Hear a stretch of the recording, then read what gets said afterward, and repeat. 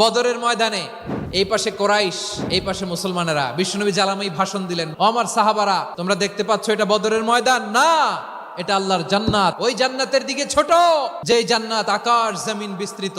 বিশ্বনবীর কথা শোনা মাত্র সাইয়েদনা উমাইর ইবনুল হুমাম বললেন, বাখ বাখ, মানে চমৎকার। বিশ্বনবী বললেন, মা ইয়াহমিলুকা আলা কওলিকা বাখ বাখ ইয়া উমাইর। ও উমাইর, আমার এই কথা শুনে তুমি কেন বললা বাখ বাখ? ইয়া রাসূলুল্লাহ, আপনার এই কথা শুনে আমি বড্ড খুশি হয়েছি, আর আমি প্রত্যাশা করছি আমি যদি ওই জান্নাতের মালিক হতে পারি তাহলে কতই না ভালো হতো। সুবহানাল্লাহ বলেন। বিশ্বনবী বললেন, উমাইর আনতা মিন আহলিহা, তুমি ওই জান্নাতের অধিবাসী, তুমি জান্নাতি। উমাইর চিন্তা করলেন, আমি জান্নাতি?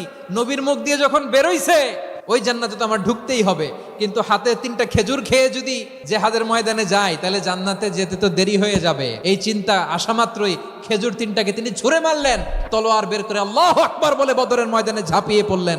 আল্লাহর শত্রুদেরকে কচুকাটা করে এক পর্যায়ে শাহাদাতের সুধা পেয়ে নিজেও জান্নাতি হয়ে গেলেন। পড়েন সুবহানাল্লাহ।